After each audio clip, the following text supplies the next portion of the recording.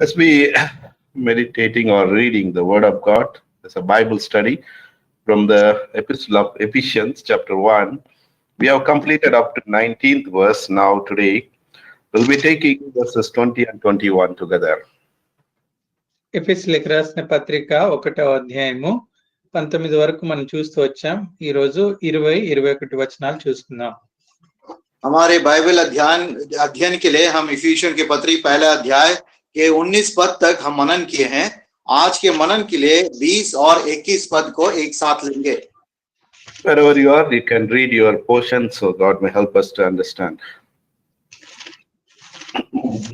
మీరు ఎక్కడున్నప్పటికీ దయచేసి వాక్యాన్ని చదువుతా ఉండి మరి గమనిస్తారండి. ప్రభు మీకు అర్థం అవడానికి సహాయం చేయను గాక. आप जहां कहीं भी हो, आप अपने भाषा में अपने पवित्र शास्त्र बाइबल से पढ़िए ताकि परमेश्वर आपसे बातें करे और आपको समझाए. Let's read. Which he wrought in Christ when he raised him from the dead and set him at his own right hand in the heavenly places, for above all principality and power and might and dominion and every name that is named, not only in this world, but also in that which is to come. ఆయన ఆ బలాక్షయం చేత క్రీస్తును ముద్దలో నుండి లేపి సమస్తమైన ఆధిపత్యం కంటేను, అధికారం కంటేను, శక్తి కంటేను, ప్రభుత్వం కంటేను, ఈ యుగమునందు మాత్రమే గాక రాబో యుగమునందును పేరు పొందిన ప్రతి నామం కంటేను ఎంతో హెచ్చుగా పరలోకమునందు ఆయనను తన కుడిపార్శ్వమున కూర్చుండబెట్టుకుని ఉన్నాడు. 20 और 21 पद, जो उसने मसीह में किया कि उसको मरे हुए में से जिलाकर स्वर्गीय स्थानों में अपनी दाहिनी ओर सब प्रकार की प्रधानता और अधिकार और सामर्थ्य और प्रभुता के और हर एक नाम के ऊपर, जो ना केवल इस लोक में पर आने वाले लोक में भी लिया जाएगा, बैठाया. So let's pray. So God may help us to take from here whatever the words are there from that. ఈ యొక్క భాగంలో నుండి ప్రభు మనతో మాట్లాడినట్లు ప్రార్థనలో ప్రభు వైపు చూద్దాం. आइए हम प्रार्थना में परमेश्वर की ओर देखेंगे ताकि इन दोनों वचनों में जो भी परमेश्वर हमारे लिए रखा है उसको प्रकट किया जाए. Oh gracious God, Heavenly Father, thank you, Lord, for your faithfulness, your grace and mercy and love and care and compassion. Above all, long suffering towards us, is not to punish us, not to put us shame, but God in grace, every day helping us to overcome the situations, overcome the problems with your power, with your strength, with your might in you and through you, Lord, that we could able to overcome the things of this world. We thank and praise you. I know the servant as I am, I cannot take anything. You know my limitations, all my limitations. God may use me as you want. I simply empty myself so that your words may be filled. Our dear ones are listening and joining in this go-to meeting and also online, and some of them are watching. So may it be clear to every one of us whatsoever words today we are going to study and understand. Let your words be very clear to every one of us. Speak to us from the throne of grace. Thank you for Brother Samson and Samuel Jacob as they translate. Give them the right word. Right from the beginning till the end, let your name be glorified. Touch me and Lord, put me under thy precious care, Father. Thank you for hearing and answering our prayer. In Jesus' precious name we pray. Amen. Amen. Amen. So there are many spiritual blessings we saw and how to pray, what is to be prayed, and what is our understanding, what is the hope of calling, what are the powers has been kept for us in Christ. All those things we could able to understand last few weeks. అయితే గత కొద్ది వారాలుగా మనం చదువుకున్నటువంటి ఈ యొక్క ఎఫెసీయులకు రాసిన పత్రిక 1వ అధ్యాయం 1 నుండి 19 వరకు మరి క్రీస్తులో మనకున్నటువంటి ఐశ్వర్యముల గురించి, ఆశీర్వాదాల గురించి, అంతేకాకుండా ఏ రీతిగా ప్రార్థించాలో ఆ విషయాలను, అంతేకాకుండా మరి ఆ యొక్క పరిశుద్ధులలో ఉన్నటువంటి ఆ పిలుపు యొక్క మరి ఆ గొప్పతనం ఏంటో, అంతేకాకుండా మరి ప్రభు యందు మనము కలిగి ఉన్నటువంటి అధికారాన్ని, శక్తిని, ఆ మహత్యాన్ని వీటన్నిటిని గురించి మనం గత కొన్ని వారాలుగా ధ్యానిస్తూ వచ్చాం. पिछले कुछ हफ्तों में हमने परमेश्वर के जो महान धन ऐश्वर्य जो छिपा है और परमेश्वर की बुलाहट हमारे प्रति क्या है और हम उसको और अधिक कैसे समझे और परमेश्वर की से हमको कैसे प्रार्थना करना है, प्रार्थना क्या है, किस रीति से प्रार्थना करना है, ये सारे मूल्य वचन हमने मनन किए हैं. Last week we talked about the resurrection power. మరి గత వారంలో పునరుద్ధాన శక్తి ఆ యొక్క విషయాన్ని మనం ధ్యానిస్తూ ముగించాం. और पिछले हफ्ता हमने पुनरुत्थान की सामर्थ को मनन करके हमने अंत किए थे. This week, as a continuation, we will see few things, then we'll move on. మరి ఆ దాంట్లో నుండే కొన్ని విషయాలు ఈ వారం కూడా చూసుకుంటూ మనం ముందుకు సాగుదాం. और उसी पुनरुत्थान की सामर्थ के बारे में कुछ विषयों को देखते हुए हम आगे बढ़ेंगे. In verse 20 we read, which he wrought in Christ, that is resurrection, when he raised him from the dead and set him at his own right hand in the heavenly places, that his Father has set him the right hand of him. Jesus Christ is sitting there in glory.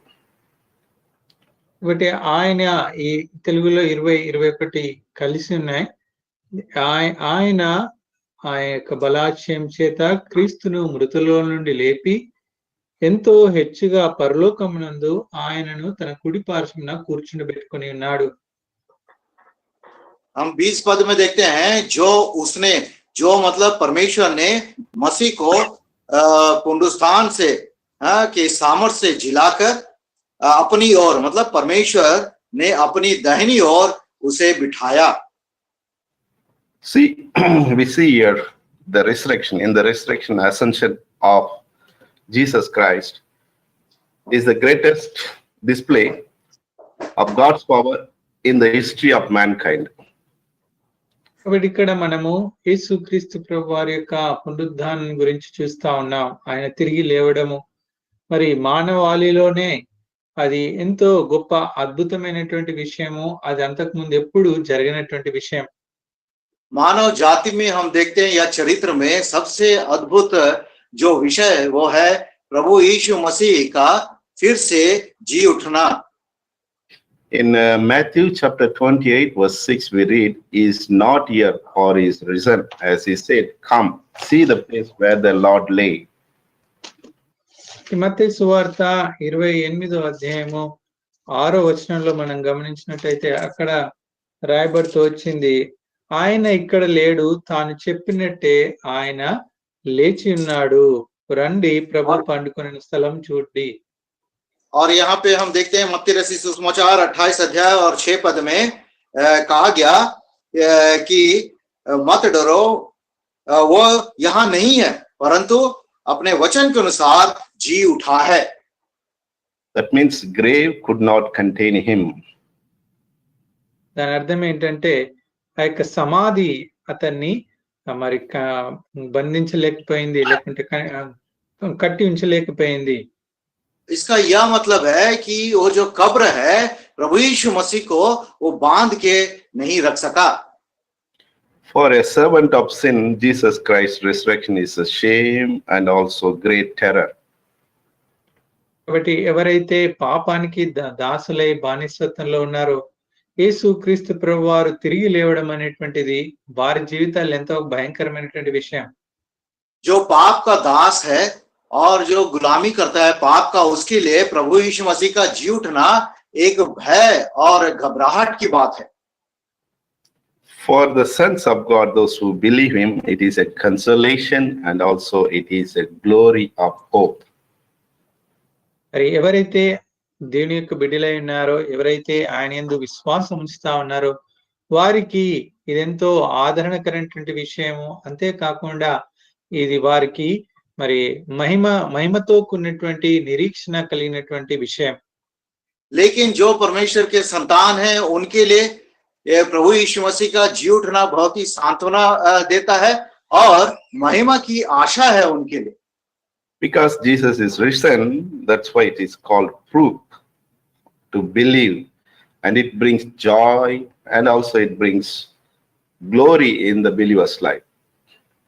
యేసుక్రీస్తు ప్రభువారు తిరిగి లేచారు కాబట్టి మరి విశ్వాసుల జీవితంలో ఇదెంతో సంతోషాన్ని, ఆనందాన్ని, మరి మహిమను అది నింపుతుంది. प्रभु यीशु मसीह का जी उठना ये सिद्ध हुआ है, इसलिए विश्वासी के जीवन में ये बहुत ही आनंददायक और महिमित चीज है. In the Bible, there are many people being raised from the dead. దేవుని వాక్యాల్లో మనం గమనించినట్టయితే మరి చనిపోయిన వారి నుండి తిరిగి లేచిన వారు కొంతమంది ఉన్నారు. और पवित्र शास्त्र बाइबल में हम देखते हैं कुछ लोग मृत्यु से उनको फिर से जीवन में ले आया गया. So we will see what is the difference between them and the resurrection of Jesus Christ. కాబట్టి వారు తిరిగి లేవడము, యేసుక్రీస్తు ప్రభువారు పునరుద్ధారుడై తిరిగి లేవడంలో ఉన్నటువంటి వ్యత్యాసం ఏంటో మనం చూద్దాం. और अभी हम यह अंतर देखेंगे कि उनका जी उठना और प्रभु यीशु मसीह का जी उठने में क्या अंतर है, हम देखेंगे. One from an Old Testament, one from New Testament we'll see. ఒకటి పాత నిబంధన నుండి, ఒకటి నూతన నిబంధన నుండి మనం చూద్దాం. एक उदाहरण पुराने नियम और एक उदाहरण नए नियम से हम देखेंगे. When we read 1 King chapter 17 verses 17 to 22, we'll see that that son has been raised from the dead by prophet Elijah. మొదటి రాజుల గ్రంథము 17వ అధ్యాయము 17 నుండి 24 వరకు మనం చూసినట్టయితే ఇక్కడ విధవరాలి కుమారుని ప్రవక్త అయినటువంటి ఏలియా దైవజనుడు ఆయన అతన్ని ముట్టి మృతులో నుండి లేపాడని మనం చూడొచ్చు. और यहाँ पे हम देखते हैं पहला राजा 17 अध्याय में कि एलिया भविष्यवक्ता ने एक विधवा के लड़के को फिर से जिलाया. In verse 17, the last portion we read that there was no breath left in him. 17వ వచనంలో చివరి భాగంలో మనం గమనించినట్టయితే ఆమె కుమారుడు రోగి అయి ప్రాణము నిల్వజాలంతా వ్యాధి గలవాడేను. और ये 17 पद के आखिरी में लिखा है उसका सांस लेना बंद हो गया. But Elijah prayed and he said, let this child's soul come into him again. In verse 21 we read last portion. అయితే ఏలియా ప్రవక్త ప్రార్థిస్తూ వచ్చాడు. 21వ వచనంలో చివరి భాగంలో నా మొర ఆలకించి ఈ చిన్నవానికి ప్రాణం మరలా రానిమని యెహోవాకు ప్రార్థించాను. और इसी अध्याय के 21 पद में दूसरे भाग में हम देखते हैं, हे मेरे परमेश्वर यहोवा, इस बालक का प्राण इसमें फिर डाल दे करके उसने परमेश्वर को पुकारा. And verse 22 we read, and the Lord heard the voice of Elijah, and the soul of the child came into him again, and he revived. 22వ వచనంలో యెహోవా ఏలియా చేసిన ప్రార్థన ఆలకించి ఆ చిన్నవానికి ప్రాణం మరలా రానిచ్చినప్పుడు వాడు బ్రతికెను. और तब 22 पद में पढ़ते हैं, एलिया की यह बात यहोवा ने सुन ली और बालक का प्राण उसमें फिर आ गया और वह जी उठा. What we see is from the unconscious state to the conscious state. కాబట్టి ఇక్కడ మనం గమనించినట్టయితే ఆ యొక్క బాలుడు స్పృహ లేనటువంటి స్థితిలో నుండి స్పృహ కలిగినటువంటి స్థితిలోకి వచ్చాడు. और यहाँ पे हम देखते हैं वो जो बालक एक Unconscious. अनकॉन्शियस स्टेट से कॉन्शियस स्टेट में आता है. In other words, soul has slept again. God brought him back to his flesh, and the soul is revived, and the soul started to live in him. కాబట్టి ఇంకొక మాటలో చెప్పాలంటే ఆయన శరీరంలో నుండి ప్రాణము వెడలిపోయింది.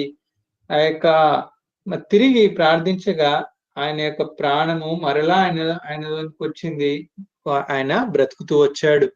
और दूसरे शब्दों में कह सकते हैं कि उसका प्राण उससे निकल गया था, लेकिन फिर परमेश्वर ने उसके प्राण उसमें डाला और वो जीवित हुआ और वो जी उठा. In the New Testament, everybody, many of us knows about death of Lazarus. మరి నూతన నిబంధనల గ్రంథంలో మనకు అందరికి తెలుసు ఈ యొక్క లాజరు యొక్క మరణం గురించి. और नए नियम में हम सब जानते हैं ये लाजर की मृत्यु के बारे में। So John chapter 11 verses 38 to 44, if you read how that has been done, how Jesus brought him back to the light. యోహాను సువార్త 11వ అధ్యాయంలో మరి మనం గమనించినట్టయితే అక్కడ ఏ రీతిగా యేసుక్రీస్తు ప్రభువారు అతన్ని మరి మరణంలో నుండి తిరిగి మరి లేపారో మనం చూడొచ్చు. और यूहन्ना सुसमाचार 11 अध्याय 48 पद से हम देखते हैं कैसे प्रभु यीशु मसीह ने लाजर को फिर से जिलाया।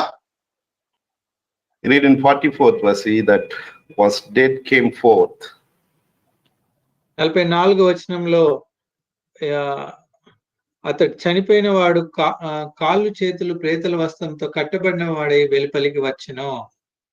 और हम देखते हैं कि इसी के 44 पद में कि हाथ पांव बंधा हुआ वो बाहर निकला। The thing is, life has slept and again it came back. But ఇక్కడ విషయం ఏంటంటే అతనిలో ఉన్నటువంటి ప్రాణము జీవము వెళ్ళిపోయింది, తిరిగి మళ్ళీ ఆయన లోపలికి వచ్చింది. इसका यह विषय है कि उसके जीवन उसके शरीर से जीवन निकल गया, प्राण निकल गया, लेकिन फिर से वापस आता है। They call it resistor. I mean, what do you call that one? Give me 1 second. The same body has been brought back. That's what one English word is there. I can't pronounce that one. Okay. ఇక ఇంకో English పదంలో ఆ యొక్క ఏదైతే శరీరము అతనికి ఉందో ఆ శరీరము ప్రాణంతో పాటు తిరిగి వచ్చింది. और हम देखते हैं कि ये जो मरा हुआ शरीर फिर प्राण से जीवित हुआ। Resuscitated, that is the word I was trying to pronounce. Resuscitated, English లో resuscitated అనే పదం. Yeah. और इंग्लिश में उसको resuscitated कहते हैं। So the same body, the same, I mean, way it has come. అదే ఏ మరి శరీరం అతనికి ఉందో అది ఏ రీతిగా ఉందో అదే మళ్ళీ అతనికి వచ్చింది. और जो शरीर पहले मृत्यु के पहले था वही शरीर मृत्यु के बाद भी जीवित हुआ। But none of them resurrected. అయితే ఈ వీరిలో ఎవరు కూడా తిరిగి లేవలేరు, లేదంటే పునరుద్ధానం అవ్వలేదు. लेकिन ये दोनों उदाहरणों में हम देखते हैं कि कोई भी पुनरुत्थान नहीं हुआ। Though they were brought back again, they died, of course. వారు తిరిగి చనిపోయి తిరిగి మళ్ళీ బ్రతికినప్పటికీ మళ్ళీ ఒక దినాన వారు చనిపోతూ వచ్చారు. हम देखते हैं हालांकि वे फिर से जीवित हुए, लेकिन बाद में एक दिन वो मृत्यु का सामना किया और मर गए। Whereas in Jesus' case, he got the glory of the body, is the living soul became a glory. అయితే యేసు క్రీస్తు ప్రభు వారి విషయంలో అయితే ఆ యొక్క జీవించేటటువంటి ఆ యొక్క ప్రాణము అది మహిమగా మార్చబడుతూ వచ్చింది. लेकिन प्रभु यीशु मसीह के विषय में हम देखते हैं वो जीवित प्राण महिमित प्राण या देह में बदल गया। It is altogether living new body. He got it, new body, in the same way. కాబట్టి ఇప్పుడు అతని యేసుక్రీస్తు ప్రభు వారికి ఒక జీవంతో ఉన్నటువంటి నూతన శరీరము మరి పొందుకుంటూ వచ్చారు. और हम देखते हैं यीशु मसीह के विषय में कि एक नया जीवित शरीर में वो पुनरुत्थान हुआ। So it is perfectly fitted for eternity. కాబట్టి ఆ యొక్క మరి శరీరము మరి ఆయనకు నిత్యత్వంలో కలిగి ఉండడానికి ఆ నిత్యత్వంలో అది ఇమడబడుతూ వచ్చింది, లేకుంటే సరిపోయినదిగా ఉన్నది. और ये जो जीवित महिमित देह है वो सदा काल के लिए जीवित रहने के लिए सिद्ध हुआ है। That is why we can see the differences how when they were in the room, disciples, he could able to come inside and show himself. కాబట్టి యేసుక్రీస్తు ప్రభువారు మరి చనిపోయి తిరిగి లేచిన తర్వాత శిష్యులు ఒక గదిలో కూడుకొని ఉన్నప్పుడు ఆయన ఆ ఇంట్లోనికి రాగలిగాడు. ఆయన యొక్క గాయాలు, ఆయనకున్నటువంటి తను తాను వారికి కనపరుచుకుంటూ వచ్చారు. और ये ही शरीर जो महिमित और जीवता है, हम देखते हैं जब चेले पुनरुत्थान के बाद एक कमरे में, बंद कमरे में थे, प्रभु यीशु मसीह उसमें प्रवेश करता है और अपने आप को प्रकट करता है. John chapter 20 verse 19 we read in this way, came Jesus and stood in the midst and said unto them, peace be unto you. యోహాను సువార్త 20వ అధ్యాయము 19వ వచనంలో అక్కడ గమనించొచ్చు, యేసు వచ్చి మధ్యను నిలిచి మీకు సమాధానము కలుగును గాక అని వారితో చెప్పెను. और इसी यूहन्ना सुसमाचार 20 अध्याय 19 पद में आखिरी भाग में देखते हैं, तब यीशु आया और उनके बीच में खड़े होकर उनसे कहा तुम्हें शांति मिले. And we see disciples saw. అంతేకాకుండా శిష్యులు చూస్తూ వచ్చారు. और हम देखते हैं चेले उसको अपने आंखों से देखे. In verse 26 and 27 also we can see, doors being shut and stood in the midst, he said, peace be unto you. 26, 27 వచనంలో కూడా మరి వారి తలుపులు మూయబడి ఉండగా యేసు వచ్చి వారి మధ్యలో నిలిచారు. और इसी अध्याय के 26 और 27 में हम देखते हैं, और द्वार बंद थे, तब यीशु आया और उनके बीच में खड़े होकर कहा तुम्हें शांति मिले. So normal body, if you have, you cannot do this one. It's a glorious body. కాబట్టి సాధారణమైనటువంటి శరీరం ఉంటే ఈ రీతిగా చేయలేదు. అయితే మహిమగల శరీరం కాబట్టి ఆ రీతిగా వారి మధ్యలోనికి రాగలిగింది. और ये जो कार्य हुआ साधारण शरीर के द्वारा नहीं हो सकता, सिर्फ महिमित देह से ही होता है. That is where Jesus and the God the Father and the Holy Spirit is preparing ourselves. అక్కడే మరి తండ్రి అయిన దేవుడు, కుమారుడైనటువంటి యేసుక్రీస్తు ప్రభువారు, మరి పరిశుద్ధాత్మ దేవుడు మరి మనల్ని ఈ రీతిగా సిద్ధపరుస్తూ వచ్చారు. और इसी रीति से परमेश्वर पिता, पुत्र प्रभु यीशु मसीह और पवित्र आत्मा हमें भी तैयार कर रहा है. For that purpose only Jesus came on this earth. Father sent him, and Jesus came in this world, and he died for our sins, and he rose again. కాబట్టి ఈ ఒక ఉద్దేశం కొరకే తండ్రి అయిన దేవుడు కుమారుడైన యేసుక్రీస్తు ప్రభువారిని ఈ లోకంలోనికి పంపించారు. ఈ లోకంలోనికి వచ్చి తన ప్రాణం అర్పించి ఆయన తిరిగి మరి భూస్థాపితం అయిన తర్వాత తిరిగి ఆయన సజీవుడై లేచారు. और यही उद्देश्य से परमेश्वर पिता ने अपने पुत्र प्रभु यीशु मसीह को इस संसार में भेजा, और प्रभु यीशु मसीह भी इस संसार में आके हमारे लिए अपने प्राण को अर्पण किया और गाड़ा गया और जी उठा. Father accepted his death as an actual propitiation for sin. కాబట్టి తండ్రి అయిన దేవుడు యేసుక్రీస్తు ప్రభువారి యొక్క మరణాన్ని ఆ యొక్క పాపమున కొరకే చేయబడినటువంటి పశ్చాత్తాపంగా లేకుంటే పాప పరిహారంగా ఆయన దాన్ని అంగీకరిస్తూ వచ్చారు. और हम देखते हैं परमेश्वर पिता ने प्रभु यीशु मसीह के बलिदान को पाप के प्रायश्चित के रूप में अंगीकार किया.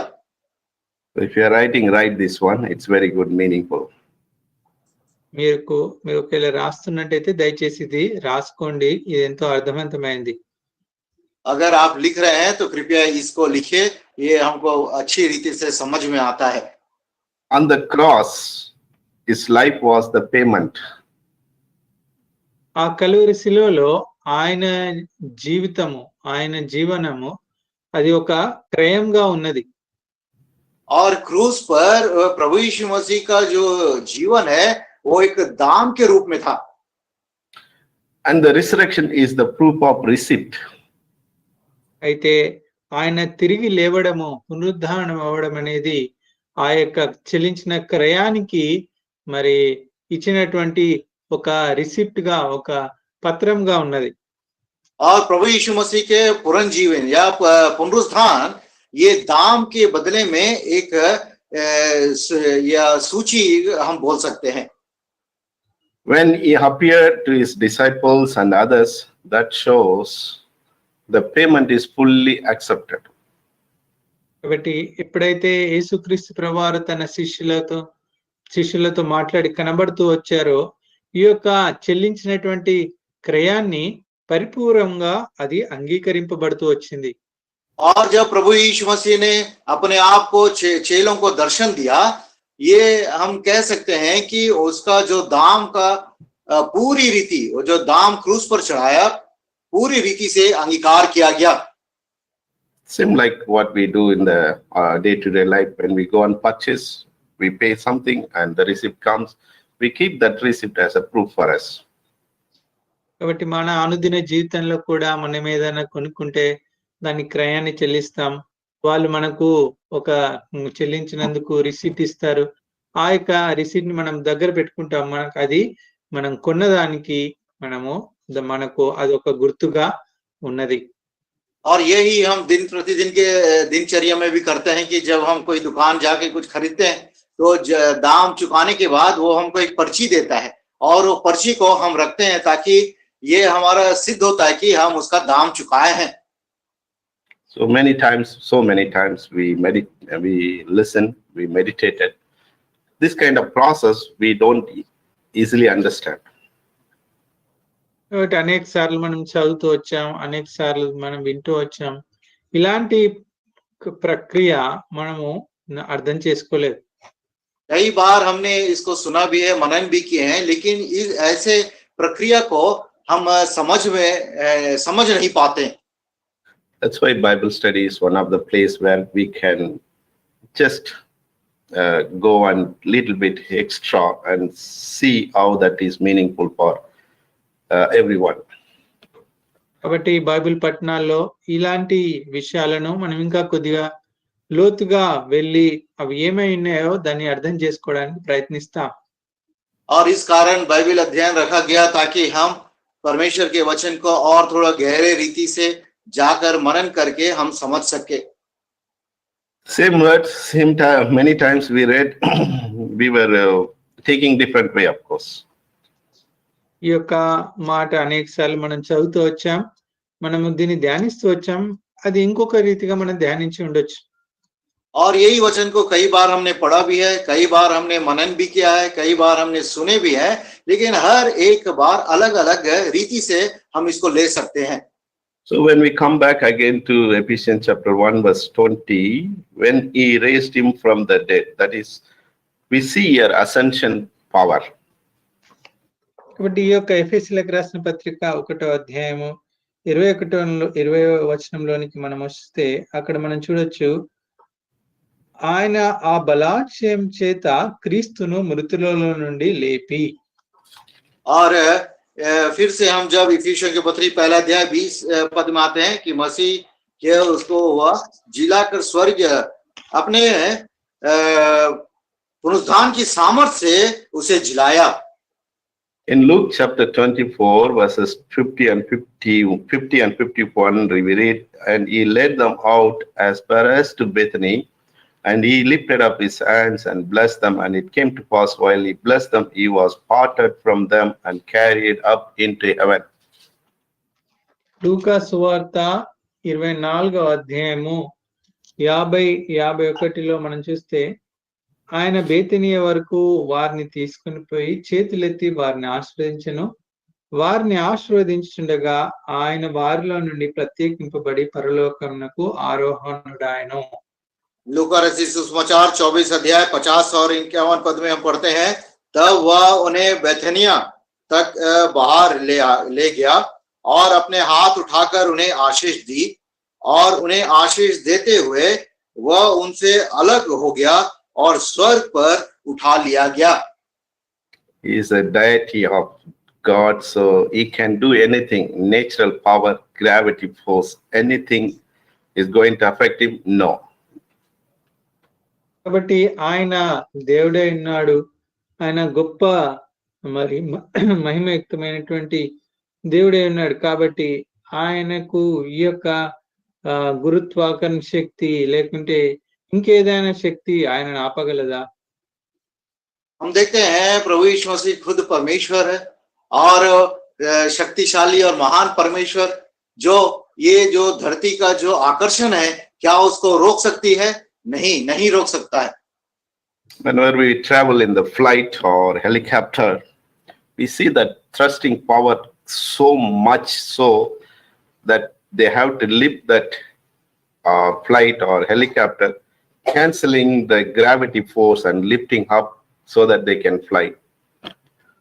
కాబట్టి మనము ఈ యొక్క ఫ్లైట్ లో కానీ హెలికాప్టర్ లో కానీ ప్రయాణించినప్పుడు మనం గమనిస్తాం ఆ యొక్క గురుత్వాకర్షణ శక్తి, అందుకే కిందికి లాగే శక్తి ఎంతో ఉంటుంది. కాబట్టి దాన్ని అంతా కూడా వారు తగ్గించడానికి లేకుంటే తీసివేయడానికి దానికి వ్యతిరేకమైనటువంటి శక్తి వినియోగించి ఆ యొక్క ఫ్లైట్ ని లేకుంటే ఆ యొక్క హెలికాప్టర్ ని పైకి ఎగిరే విధంగా చేస్తారు. और हम देखते हैं जब फ्लाइट में या हेलीकॉप्टर में हम यात्रा करते हैं, ये जो धरती भूधरती का जो आकर्षित सामर्थ्य बहुत रहता है, इस कारण ये जो फ्लाइट है उसके विपरीत में कुछ शक्ति को इस्तेमाल करता है ताकि वो आकाश में हवा में उड़ सके। Whereas Jesus doesn't need that kind of thrusting power, he has natural power. యేసుక్రీస్తు ప్రభువారికి అలాంటి శక్తి అవసరం లేదు, ఎందుకంటే ఆయనకు మరి స్వాభావికమైనటువంటి శక్తి ప్రభు కలిగి ఉన్నారు. लेकिन प्रभु यीशु मसीह के लिए ऐसे विरुद्ध शक्ति, भू आकर्षित शक्ति के विरुद्ध में कोई शक्ति नहीं, जरूरत नहीं है, क्योंकि वो शक्ति उसमें स्वाभाविक रूप से पाया जाता है।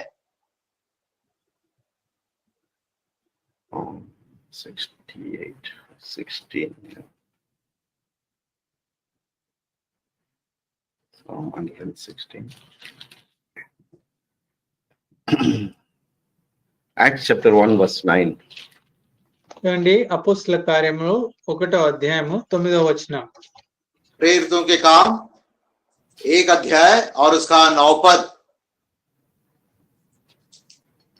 And when he had spoken these things, while they beheld, he was taken up, and a cloud received him out of their sight. ఈ మాటలు చెప్పి వారు చూచుండగా ఆయన ఆరోహణమాయను, అప్పుడు వారి కన్నులకు కనబడకుండా ఒక మేఘము ఆయనను కొనిపోయెను. प्रेरितों का काम 1 अध्याय 9 पद, यह कहकर वह उनके देखते देखते ऊपर उठ लिया गया और बादल ने उसे उनकी आंखों से छिपा लिया। And cloud received him out of their sight. కాబట్టి ఒక మేఘము ఆయనను కొనిపోయెను. और एक बादल ने उसे उनकी आंखों से छिपा लिया। Now after that what happened? తర్వాత ఏం జరిగింది? और उसके बाद क्या हुआ?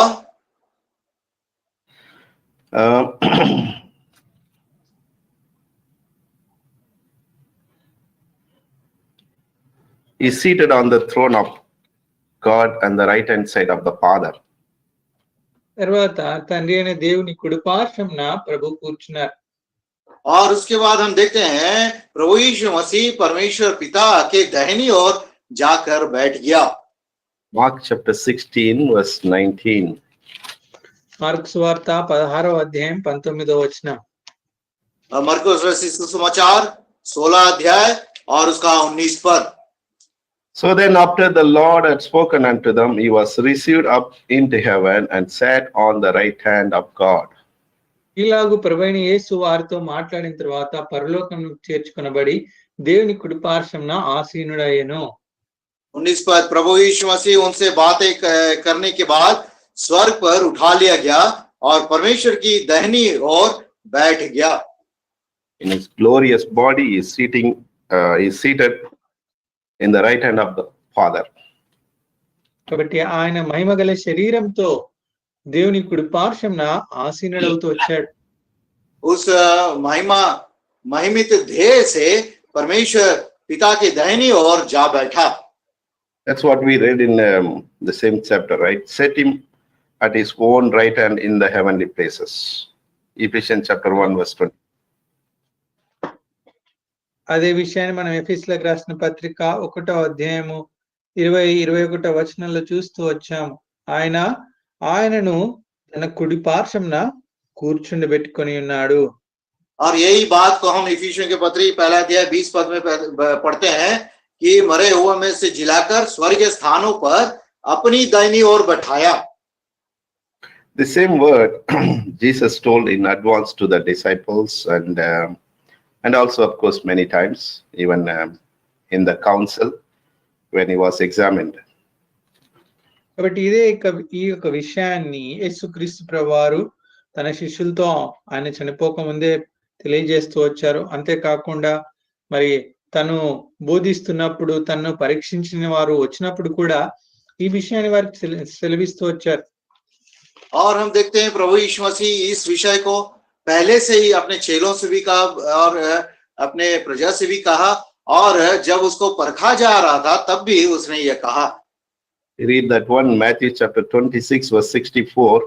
Jesus said unto him, Thou hast said, nevertheless I say unto you, hereafter shall you see the Son of Man sitting on the right hand of power and coming in the clouds of heaven. మత్తయి సువార్త 26-64 వచనంలో, ఇది మొదలుకొని మనిషి కుమారుడు సర్వశక్తిని కుడి పార్శ్వమున కూర్చున్నట్టు ఆకాశ మేఘారుడై వచ్చుటై మీరు చూతురని చెప్పగా. यही बात को हम पढ़ते हैं मत्ती रचित सुसमाचार 26 अध्याय उसका 64 पद में. यीशु ने उनसे कहा, तूने आप ही कह दिया, वरन मैं तुमसे यह भी कहता हूं कि अब से तुम मनुष्य के पुत्र को सर्वशक्तिमान के दाहिनी ओर बैठे और आकाश के बादलों पर आते देखोगे. But it makes sense because he came from there, he is going back to the same place. చూడండి, అది ఎంతో అర్థవంతమైనది. ఎందుకంటే అక్కడి నుండే ప్రభు మరి లోకంలోనికి వచ్చారు, తిరిగి అక్కడికి వెళ్ళారు. और ये जो प्रभु यीशु मसीह का बात है वो एक सच्ची बात है, क्योंकि प्रभु यीशु मसीह स्वर्ग से आया, फिर से वापस स्वर्ग ही जा रहा है. So we need to believe that. కాబట్టి ఈ విషయాలన్నింటినీ మనము విశ్వసించాలి, నమ్మాలి. और ये सारे विषय को हमें विश्वास करना है. That's how we can exercise his resurrection power as a believer in our life. కాబట్టి అట్టి రీతిగానే మనము విశ్వాసిగా యేసుక్రీస్తు ప్రభువారి యొక్క పునరుద్ధాన శక్తిని ఈ లోకంలో మనము అనుభవించవచ్చు. और एक विश्वासी इस संसार में इस रीति से ही प्रभु यीशु मसीह की या पुनरुत्थान शक्ति या सामर्थ्य को हम अनुभव कर सकते हैं. As I said, he is sitting on the right hand of Father in glory. మరి ఆయన పరలోకమందు తండ్రి కుడి పార్శ్వమున ఆయన కూర్చుండి ఉన్నాడు. और जैसे मैंने कहा कि प्रभु यीशु मसीह पिता के दाहिनी ओर महिमा में बैठा है. Let's turn to Psalm 110 verse 1. కీర్తనలు 110వ కీర్తన 1వ వచనం. भजन संहिता 110 और उसका पहला पद. The Lord said unto my Lord, sit thou at my right hand until I make thine enemies thy footstool. ప్రభు నా ప్రభుతో సెలవిచ్చిన వాక్కు, నేను నీ శత్రువులను నీ పాదములకు పీఠంగా చే వరకు నా కుడి పార్శ్వమున కూర్చుండుము. मेरा भजन संहिता 110 पहला पद. मेरा प्रभु ने मेरे प्रभु से यहोवा की यह वाणी है, तू मेरे दाहिनी हाथ बैठ जब तक कि मैं तेरे शत्रुओं को तेरे चरणों की चौकी ना कर दूं. Many years before, David prophesied about Lord Jesus Christ is going to going to come here and going back to the place where he was and going to sit in the same place. కాబట్టి ఇక్కడ మనం గమనించవచ్చు, అనేక సంవత్సరాల క్రితమే మరి భక్తులైన దావీదు ప్రభువైన యేసుక్రీస్తు వారి గురించి ప్రవచిస్తూ ఆయన ఆ పరలోకం నుండి రానైనాడు, తిరిగి ఆ పరలోకంనకు ఆరోహణుడై ఆయన తండ్రి కుడి పార్శ్వన కూర్చుంటారని చెప్పారు. और हम देखते हैं दाऊद भी कई वर्षों पहले यह प्रकट किया कि प्रभु यीशु मसीह संसार में आने वाला है और फिर से वो स्वर्ग जाएगा और पिता के दाहिनी ओर बैठेगा महिमा में. That's how Peter also confirms in Acts chapter 2, verse 32 and 33. This అదే Jesus, విషయాన్ని go ahead, brother. పేతురు కూడా మరి ఆయన అపోస్తుల కార్యంలో 2వ అధ్యాయంలో సెలవిస్తూ వచ్చారు. और यही बात पतरस भी यहाँ पे दर्शाता है। प्रेरितों काम 2 अध्याय।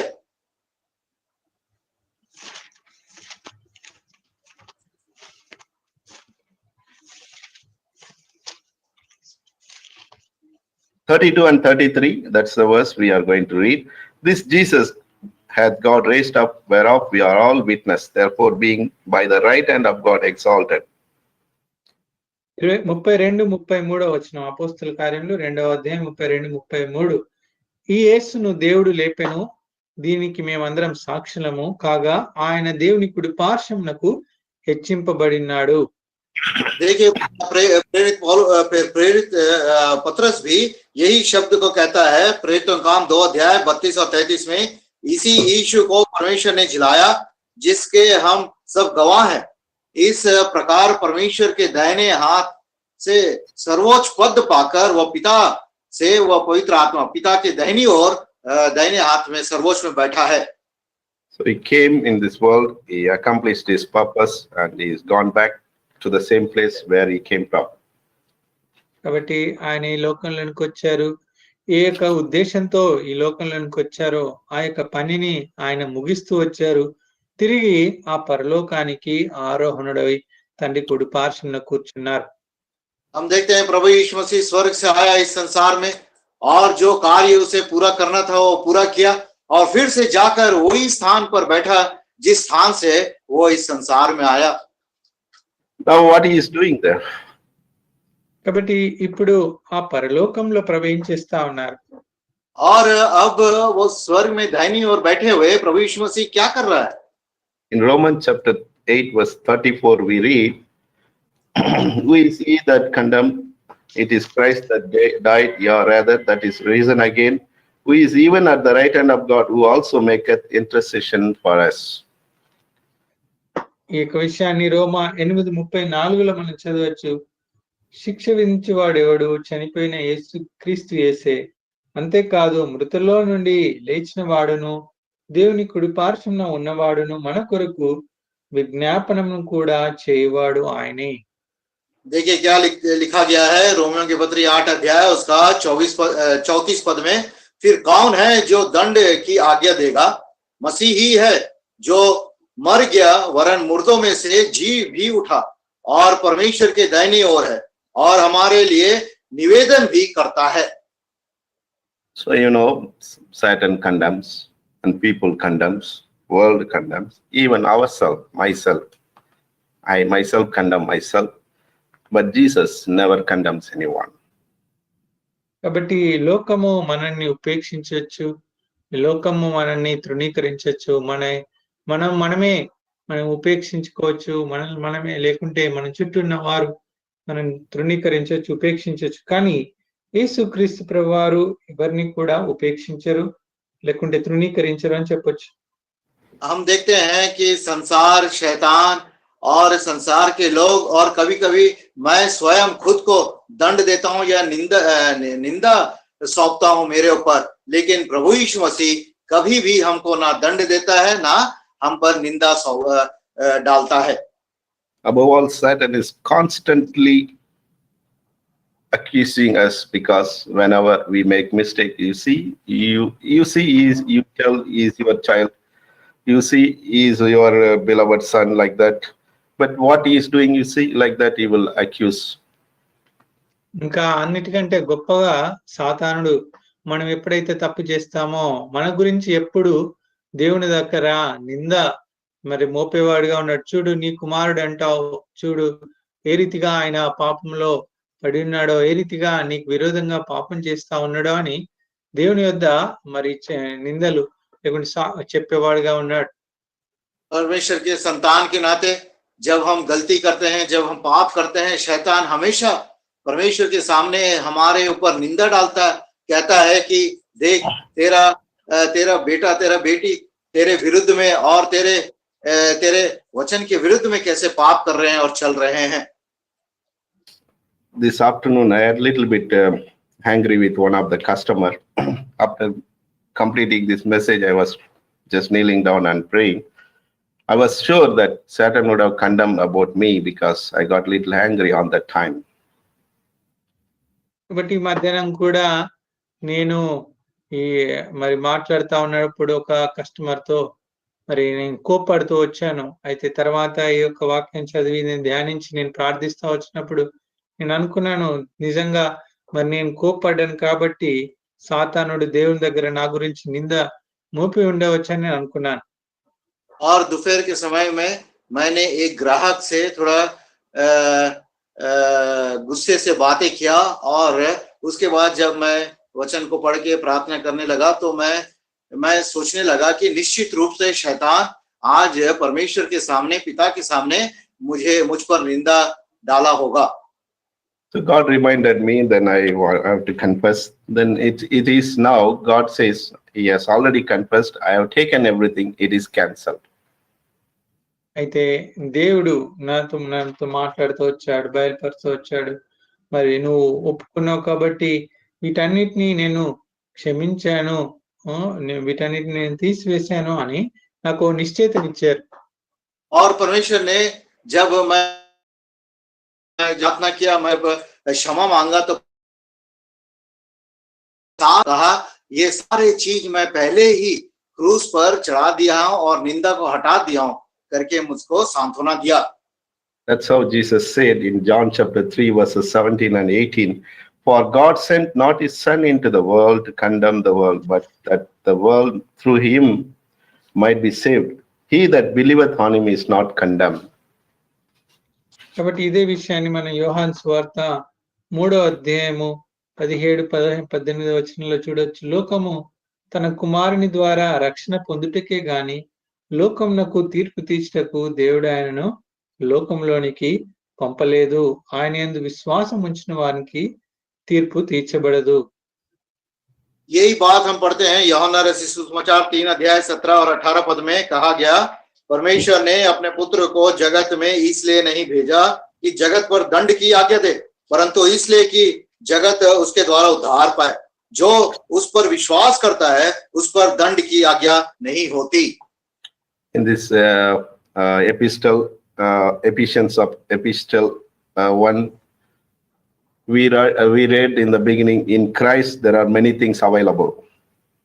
కాబట్టి ఈ ఎఫెసీయులకు రాసిన పత్రిక 1వ అధ్యాయంలో మనం ఇంతకు ముందు కూడా చూస్తూ వచ్చాం. మరి అనేకమైనటువంటి పరలోక సంబంధమైనటువంటి ఆత్మ సంబంధమైనటువంటి విషయాలు క్రీస్తులో మనం కలిగి ఉన్నాం. और इसी इफिसियों की पत्री में हम पहले पढ़े हैं, पहले वचनों में, कि प्रभु यीशु मसीह में ये दैविक और स्वर्गीय चीज हम प्राप्त करते हैं या प्रकट होता है। The same thing we can read in Romans chapter 8 verse 1. ఇదే విషయాన్ని రోమిలకు రాసిన పత్రిక 8వ అధ్యాయం 1వ వచనంలో చూడొచ్చు. और यही विषय को रोमियों की पत्री 8 अध्याय और उसके पहले पद में हम पढ़ सकते हैं। There is therefore no condemnation to him which are in Christ Jesus. కాబట్టి క్రీస్తునందున్న వారికి ఏ శిక్ష లేదు. कहा गया, अतः जो मसीह यीशु में है उन पर दंड की आज्ञा नहीं। That's how in Christ all this condemnation is dissolved. కాబట్టి ఈ రీతిగా క్రీస్తునందున్నటువంటి వారికి శిక్ష విధంతా కూడా తొలగించబడుతూ వచ్చింది. और इस रीति से मसीह यीशु में जो है उन पर दंड की आज्ञा मिटा दी गई है। It's wonderful to understand this scriptural truth. We'll be inflicting ourselves, oh, I made a mistake, I'm supposed to be punished. కాబట్టి ఇది ఈ క్రీస్తులో ఎంతో గొప్ప భాగ్యం మనం గమనించవచ్చు. మనం అనేక సార్లు అనుకుంటాం, అయ్యో నేను తప్పు చేశాను, నేను శిక్షకు అర్హుడని అనుకుంటాం, కానీ ప్రభులో ఇలాంటి భాగ్యం మనకి ఇవ్వబడుతూ వచ్చింది. और कई बार हम सोचते हैं कि मैंने गलत किया और इसका गलती का जो शिक्षा या दंड मुझे उठाना है, लेकिन ऐसा नहीं है, क्योंकि मसीह ने हमारे लिए सब कुछ उठाया है और हमारे पर कोई दंड की आज्ञा नहीं। So Jesus is sitting on the right hand of Father and interceding on behalf of you and me. కాబట్టి యేసుక్రీస్తు ప్రభువారు తండ్రి అయిన దేవుని కుడి పార్శ్వమున కూర్చుండి నీ కొరకు నా కొరకు మనందరి కొరకు ఆయన విజ్ఞాపన చేస్తా ఉన్నారు. और हम देखते हैं प्रभु यीशु मसीह परमेश्वर पिता की दाहिनी ओर बैठे हुए आपके लिए और मेरे लिए निवेदन करता है. That's how Hebrews writer says in Hebrews chapter 1 verse 3, when he had by himself purged our sins, sat down on the right hand of majesty on high. ఇదే విషయాన్ని హెబ్రీలకు రాసిన పత్రిక 3వ అధ్యాయంలో మనము గమనించవచ్చు. 1వ వచనం, ఇందువలన పరలోక సంబంధమైన పిలుపులో పాలి పొందిన పరిశుద్ధ సహోదరులారా.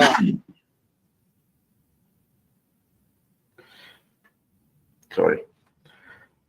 So he's sitting on majesty, on high level, of course. కాబట్టి ప్రభు పరలోక సంబంధమైనటువంటి 1:3, yeah, last portion in English. 1:3 in last portion. Hebrews chapter 1 verse 3, last portion. హెబ్రీలకు రాసిన పత్రిక 1వ అధ్యాయము 3వ వచనము అయితే 3-4 తెలుగులో కలిసి ఉన్నాయి. దేవదూతల కంటే ఎంతో శ్రేష్ఠ నామే, అంతకంటే ఉన్నత లోకమందు మహామహుడగు దేవుని కుడిపార్శ్వమున కూర్చుండెను. Exactly. देखिए इब्रानी का लिखने वाला क्या लिखता है. इब्रानी की पत्री 1 अध्याय 3 अध्याय उसका आखिरी भाग में जो वो ऊंचे स्थानों पर महामहिमित के दाहिने जा बैठा. This is a position of majesty and of honor and glory, and after finished work of the cross. కాబట్టి ఆయన కూర్చున్న స్థానము, ఆయనకి ఇవ్వబడినటువంటి స్థానం, ఆ యొక్క శిలువ తర్వాత మరి ఆ యొక్క మహామహుడగు దేవుని శ్రేష్టమైనటువంటి దేవుని కుడి పార్శ్వమున కూర్చున్నారు. और क्रूस के कार्य को पूरा करने के बाद जो स्थान में प्रभु यीशु मसीह बैठा है वो महामहिमित और आदरणीय स्थान है. That is why Ephesians chapter 1 verse 21 we read, far above all principality and power and might and dominion and every name that is named, not only in this world but also in the world which is to come. That means these all powers are lesser than him. అందుకొరకే ఎఫెసీ 1:21లో మనం చదువుతాం, మరి క్రీస్తును మరి ఆ యొక్క సమస్త ఆధిపత్యం కంటేను, అధికారం కంటేను, శక్తి కంటేను, ప్రభుత్వం కంటేను మరి ఆయన ఉత్తమైనటువంటి శ్రేష్టమైనటువంటి స్థానంలో కూర్చుండబెడుతూ వచ్చారు. इस कारण इफिसियों की पत्री 1 अध्याय 21 पद में लिखा है, सब प्रकार की प्रधानता और अधिकार और सामर्थ और प्रभुता के और हर एक नाम के ऊपर जो ना केवल इस लोक में और आने वाले लोक में भी लिया जाएगा बैठाया. मतलब ये सब जो अधिकार प्रधानता है उससे ऊंचा स्थान हमारा प्रभु यीशु मसीह का है. It's all this principality and powers all rankings only. కాబట్టి ఈ యొక్క శక్తులు, ఈ యొక్క మరి ఆధిపత్యాలు ఇవన్నీ ఒక మరి స్థానములుగానే ఉన్నాయి. और ये जो प्रधानता, अधिकार, सामर्थ, प्रभुता, ये सब एक दर्जा को दर्शाता है. So it is not about Lord Jesus Christ's power. కాబట్టి ఇవన్నీ కూడా యేసుక్రీస్తు ప్రభువారి యొక్క శక్తిని గురించి చెప్పట్లేదు. लेकिन ये सारे प्रभु यीशु मसीह के सामर्थ्य शक्ति के ऊपर नहीं है. It has very limited power to exercise, but as Jesus has unlimited power to do. కాబట్టి వీటికి ఏదో కొద్దిగా ఒక శక్తి ఉన్నది. అయితే ప్రభువైన యేసుక్రీస్తు వారికి ఆయనకు మితిలేనటువంటి శక్తి, ఎంతో ఉన్నతమైనటువంటి శక్తి కలిగిన వారు. ये सारे चीज को सीमित शक्ति है, लेकिन हमारे प्रभु यीशु मसीह को असीमित सामर्थ्य और शक्ति है. We need to believe that. కాబట్టి దాన్ని మనం విశ్వసించాలి. और ये सारे विषय हमें विश्वास करना है. In Revelation chapter 3 verse 21,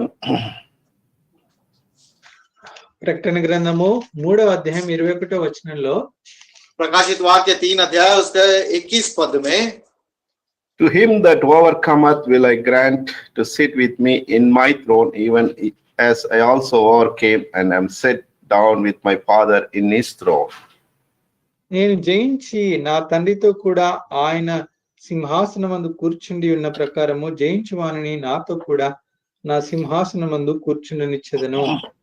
लिखा है जो जय पाए मैं उसे अपने साथ अपने सिंहासन पर बैठाऊंगा, जैसे मैं भी जय पाकर अपने पिता के साथ उसके सिंहासन पर बैठ गया.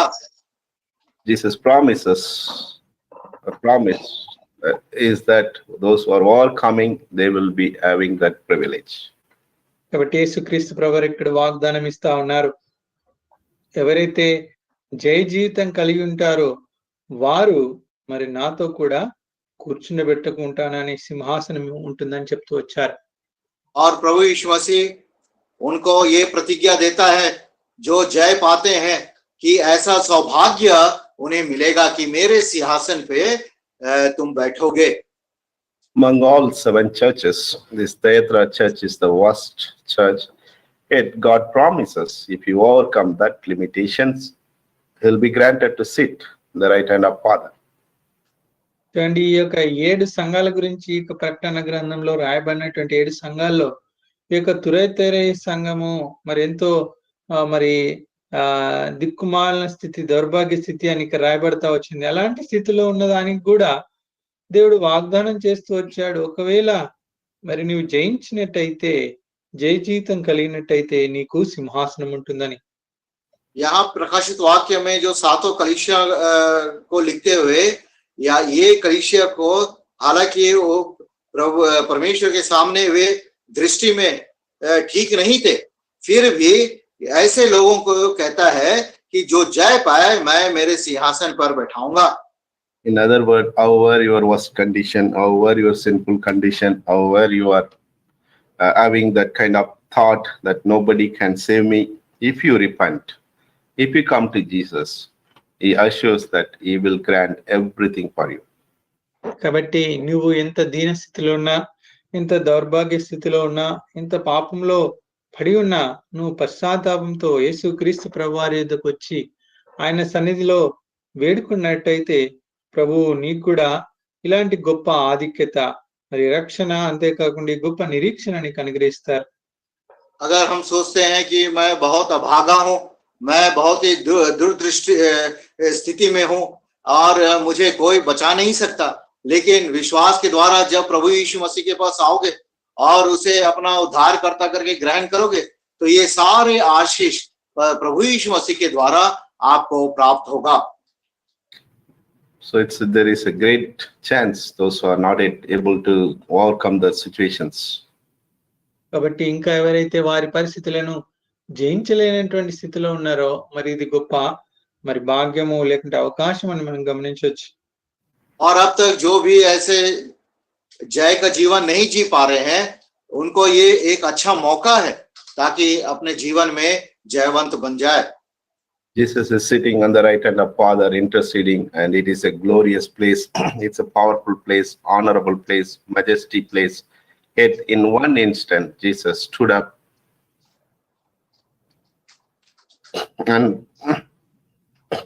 and received a first martyr. ఇక్కడ ప్రభువైన యేసుక్రీస్తు వారు మరి ఆయన కెన్ యు రిపీట్ అన్న? Yeah. Jesus is sitting on the right hand of Father. It's a wonderful place, majesty, glory, honor. Still, at one place in the Bible, Jesus standing to receive the first martyr. కాబట్టి యేసుక్రీస్తు ప్రభువారు ఆయన ఎంతో గొప్ప దేవుడై ఉన్నాడు, ఆయన మహిమగల దేవుడై ఉన్నాడు. అయితే ఆయన మరి తిరిగి లేచి ఆయన నిలబడి ఉన్నాడు. ఆ యొక్క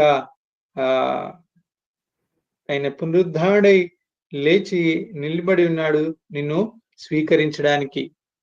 हम देखते हैं प्रभु यीशु मसीह जो स्थान में बैठा है वो बहुत ही महिमित और आदरणीय स्थान है और जो अति प्रतिष्ठा से भरा हुआ है. और हम देखते हैं एक समय जब प्रभु यीशु मसीह वहां पे खड़ा हुआ और स्तिफनुस जो प्रभु यीशु मसीह के नाम के लिए मारा गया था, उसको अंगीकार करने के लिए, उसको ग्रहण करने के लिए खड़ा होके हम देखते हैं। That you read it, Acts chapter 7:56. ఇది అపోస్తల కార్యము 7వ అధ్యాయం 56వ వచనంలో మనం చదువుతాం. और यही हम प्रेरितों काम 7 अध्याय उसके 56 पद में पढ़ते हैं। Jesus standing there to receive the first martyr. అక్కడ మొట్టమొదటిసారి హతసాక్షి అయినటువంటి వారిని ఆయన స్వీకరించడానికి చేర్చుకోవడానికి ప్రభు నిలబడి ఉన్నారు. और हम देखते हैं वहां पे प्रभु खड़े होकर उसे ग्रहण करता है, जो सबसे पहला परमेश्वर के लिए मारा गया था। In the history, if you see, the more they persecuted the church started to flourish like anything. కాబట్టి మనము చరిత్ర చూసినట్టయితే ఆది సంఘంలో ఎంతగా ఆ యొక్క సంఘాన్ని హింసిస్తూ వచ్చారో మరి అంతగా ఆ యొక్క సంఘము విస్తరిస్తూ వచ్చింది, అభివృద్ధి చెందుతూ వచ్చింది. और हम देखते हैं पहले शताब्दी में जितना दुख तकलीफ कलीसिया को दिया गया, उतना ही प्रभु में वे बढ़ते गए और अभिवृद्धि हुआ। Today is not that differences. We don't have much differences. We see so much persecution, so much restriction in the church. You see, we couldn't be able to join together and worship God. Still, God has paved the way to worship Him, to praise Him, to understand about Him.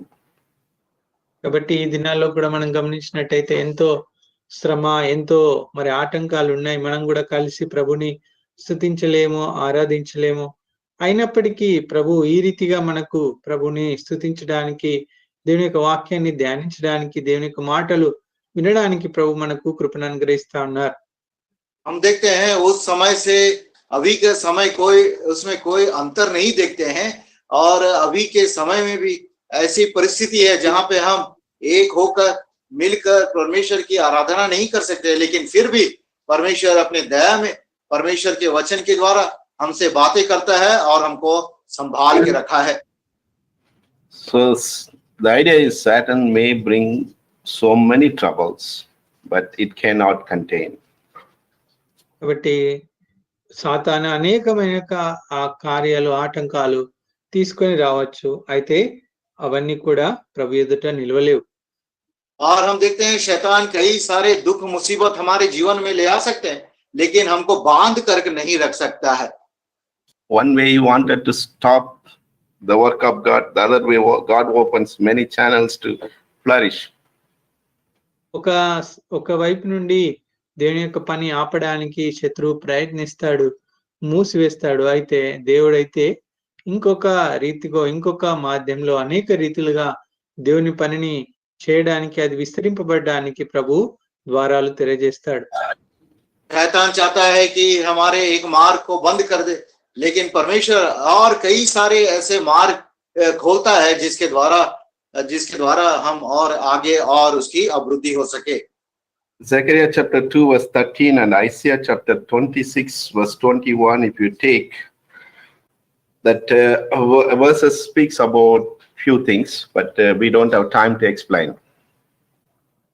Zechariah గ్రంథము 2వ అధ్యాయము 21వ వచనము 13 verse 13, Zechariah 2 verse 13, Isaiah 26 verse 21. యెషయా గ్రంథము 26వ అధ్యాయము 21వ వచనము, జకరియా గ్రంథము 2వ అధ్యాయము 13వ వచనం. और इस वचनों को पढ़िए कृपया। जकरिया की किताब 2 अध्याय 13 पद और यशायाह की किताब 26 अध्याय 21 पद। There we see Zechariah 2:13 is raised out of his holy habitation, and Isaiah 26 verse 27 and 21 comes out of his place to punish. కాబట్టి ఈ జకరియా గ్రంథము 2వ అధ్యాయంలో ఆయన తిరిగి లేచినట్టు మనం చూస్తా ఉన్నాం అక్కడ. అంతేకాకుండా యెషయా గ్రంథంలో ఆయన వచ్చి అక్కడ శిక్షించినట్టు కూడా చూస్తా ఉన్నాం. और यहाँ जकरिया का 2:13 में हम देखते हैं, सब प्राणियों यहोवा के सामने चुप रहो, क्योंकि वह जाकर अपने पवित्र निवास स्थान से निकला है। And Isaiah 26:21, he comes out of his place to punish. That means judgment is going to come. కాబట్టి యెషయా 26:21లో ఆయన తన స్థానంలో నుండి వచ్చి శిక్షిస్తాడు, అంటే తీర్పు రానై ఉన్నది అని. और यशायाह 26 अध्याय उसका 21 पद में हम देखते हैं प्रभु ने अपने स्थान से निकला जहां पे वो जहां पे लोगों को शिक्षा प्रदान करेगा, Let's न्याय read प्रदान one, करेगा. one more time. I will give you the sequence, then we will close this. ఒకసారి వీటి క్రమాన్ని నేను చెప్పి ముగించుకుందాం. हाँ, एक बार मैं इस क्रम को बताकर हम खत्म करेंगे, अंत करेंगे. Yeah, Ephesians chapter 2, verse 1, verse 20 and 21, what we read, which he wrought in Christ when he raised him from the dead and set him at his own right hand in the heavenly places, far above all principality and power and might and dominion and every name that is named, not only in this world, but also in that which is to come. That's what we read.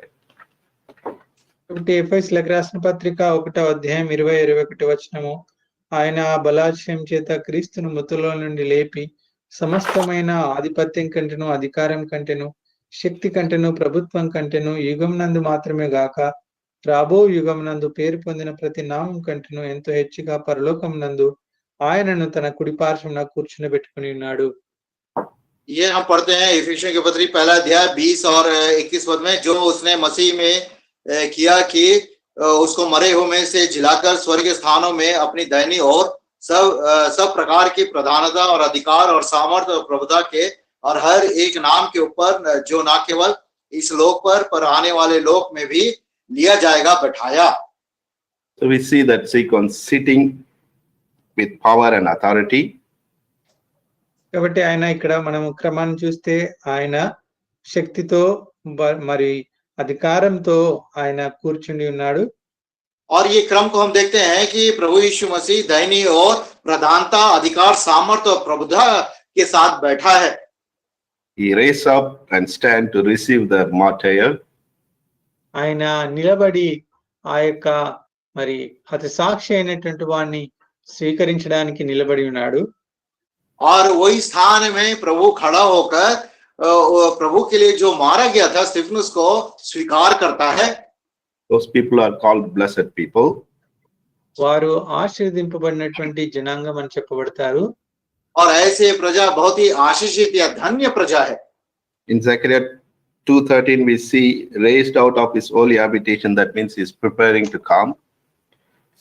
Zechariah 2:13లో ఆయన తన స్థానంలోని లేచాడు, రానై ఉన్నాడంటే అంటే ప్రభు తిరిగి రానై ఉన్నాడని. और जकरिया 2 अध्याय 13 पद में देखते हैं, वो अपने पवित्र निवास स्थान से निकला है, मतलब वो आने के लिए आने वाला है. And then Isaiah 26:21 comes out to punish the people, those who have not accepted him. That is, judgment is waiting. కాబట్టి యెషయా 26:13-21 ప్రకారం ఆయన మరి ఎవరైతే ఆయన అంగీకరించలేదో మరి వారికి శిక్ష, వారికి తీర్పు తీర్చినే ఉన్నారు.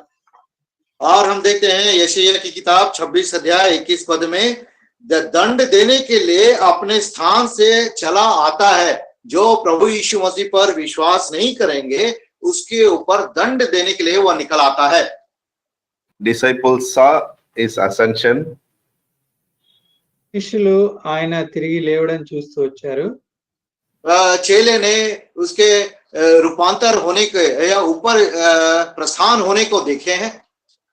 We know that he is sitting on the throne of grace in the right hand of the Father. మనకు తెలుసు ఆయన ఆ యొక్క కృపా సింహాసనం మీద తండ్రి అయిన దేవుని కుడి పార్శ్వం మీద కూర్చొని ఉన్నారు. और हम जानते हैं कि परमेश्वर पिता की दाहिनी ओर उस अनुग्रह के सिंहासन पर बैठा हुआ है. And we see that Stephen saw that Jesus stood to receive. అంతేకాకుండా స్టెఫెన్ కూడా ప్రభు తనను స్వీకరించడానికి నిలబడి ఉన్నారని చూశారు. और स्तिफनुस ने ये भी देखा कि प्रभु यीशु मसीह खड़ा है उसको अंगीकार करने के लिए. It's all very well assembled in the scripture. కాబట్టి ఇవన్నీ కూడా దేవుని యొక్క వాక్యంలో ఎంతో చక్కగా అమర్చబడుతూ వచ్చాయి. और ये सारे विषय पवित्र शास्त्र बाइबल में बहुत अच्छी रीति से लिखा गया है और जोड़ा गया है. We keep reading. If we keep asking God to understand, it will keep on go. కాబట్టి మనం చదువుతా కొద్దీ అది దాన్ని అర్థం చేయడానికి ప్రభువుని ప్రార్థించినప్పుడు ప్రభు ఇంకా మనకు ఆ రీతిగా అర్థమయ్యే రీతిగా సహాయం చేస్తారు. जब हम पढ़ते रहते हैं और प्रार्थना करते हैं तो प्रभु हमको और अधिक इसके बारे में समझ देता है. That's why we ask you to read the word of God. అందుకొరకే దేవుని వాక్యం చదవాలని కోరుతా ఉంటాం. इसी कारण हमें बताया जाता है कि परमेश्वर का वचन को हमें पढ़ना है. So God may help us in the days to come. We may understand some more truth from the scripture. కాబట్టి రానున్న దినాల్లో ఇంకా దేవుని వాక్యాల నుండి మనకు అర్థం చేసుకోవడానికి ప్రభు మనకు సహాయం చేయను గాక. हमारा प्रभु यहोवा हमें सहायता करे आने वाले दिनों में परमेश्वर के वचन में से और जो भी रहस्य है, गुप्त बातें हैं, हम समझने के लिए सहायता करे. Brother Samuel Jacob, just pray. I will give the benediction.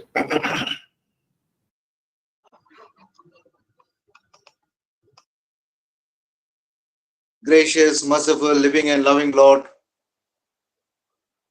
our hearts are filled with gratitude and adoration unto Thee. O Lord, what are we? We were formed with the dust and we were going to return to the dust. But, O Father, in Thy everlasting love, O Lord, in Thy mercy and grace, Thou hast sent Thy beloved Son. O Lord, He fulfilled the price of penalty on the cross of Calvary for me and for all of us. And O Lord, through His resurrection, Thou hast given us that great, that glorious hope that one day we shall be with Thee. And O Lord, we shall enjoy Thy presence and Thy majesty forever and ever. O gracious Father, not only we are going to enjoy in Thy kingdom, but O Lord, that same privilege Thou want to give us even in this world, where we can, like David, we can also testify. We can also, O Lord, say that my Lord has come, my Lord has done His work, and now He's sitting on the right hand, interceding for me, and one day I'm going to be with Him forever and ever. Gracious Father, the word which has been given to us, the word which we have heard, O Lord, it may completely be rooted and grounded, O Lord, in our lives, so that, O Lord, in a good ground, when Thy seed falls, O Lord, it may flourish and it may bring forth fruits in the days to come. The hope, the everlasting hope, what Thou hast given to me and to all of us, O Lord, we may pass it on to many, those who are, O Lord, waiting for condemnation or those who are ready to enter into that hellfire. So, Lord, have mercy upon us as Thy children are speaking to us. O Lord, as Thy servants, as a witness, have been speaking to us. We may also be a witness in this world, so that, O Lord, we may bring many under the saving grace of Lord Jesus Christ. Those who believe on Lord Jesus Christ, for them there is no more condemnation. Condemnation is passed away. That condemnation and that judgment has been already taken by our Savior Lord Jesus Christ on the cross of Calvary. So help us, O Lord, still we who are unable to live an overcoming life, speak to us, stable us, establish us, strengthen us, so that though, as Thy word says, those who are overcomers, I'll make them to sit with me on my throne. What a great honor! What a great, O Lord, glorious, O Lord, day it will be when we will sit with my Savior for eternity to eternity. And O Lord, those who don't have this privilege, those who don't have this hope, O Lord, we pray for them that they may receive Lord Jesus Christ as their personal Savior. So have mercy upon us. Once again, we commit Thy servant, O Lord, in the days to come, Thou may reveal Thy word more and more to Thy servant, anoint him with Thy word, anoint him with Thy Spirit, and O Lord, reveal Thy word, so that through him we all may, O Lord, hearken, we all may receive, we all may understand, we all may store Thy word in our hearts and grow stronger and stronger and lead a overcoming life. We pray for Thy servant, Brother Samson, and thank Thee for helping me, both of us, in translation. Help us, O Lord, to be more and more faithful and true unto Thee. Once again, committing all Thy servants, all the families, all the children, and all the, oh Lord, dear ones, those who have joined with us and those who have heard thy word. Oh Lord, may be blessed with thy word. Once again, thanking thee, praising thee, worshiping thee, adoring and glorifying thy name. Trusting and believing, O Lord, that thou art neither going to leave us nor forsake us. As thou hast promised, I will build thee and thou shalt be built, may be fulfilled in our lives. When thou art going to come, we all may be found well furnished with all spiritual characters of our Lord Jesus Christ. Thanking thee, praising thee for all the help and the guidance thou hast given us this whole day. Committing this night once again into your merciful hand. Committing our mind, body, and spirit into your merciful hands. O Lord, examine us, search us, wash us, cleanse us, purge us, and make us acceptable unto thee. And O Lord, if it is thy coming tonight, we all individually as a family and as a church, we may be ready and prepared to meet our Lord in the midday. And if it is delayed, O Lord, if thou want to give us one more day, O Lord, we may wake up early in the morning and commit our mind, body, and spirit into your merciful hand. And with what purpose, O Lord, thou hast given us that the new day, we may able to accomplish, O Lord, in our day-to-day life. Once again, thanking thee, praising thee for this good and precious time thou hast given to us. We commit all of us once again into your merciful hands and ask this small thanks in prayer in the most highly exalted name of our living Savior, Lord Jesus Christ. Amen. Amen. The grace of the Lord Jesus Christ and the love of God and the communion of the Holy Ghost rest and abide with us both now and forevermore. Amen. Amen. Amen. Amen.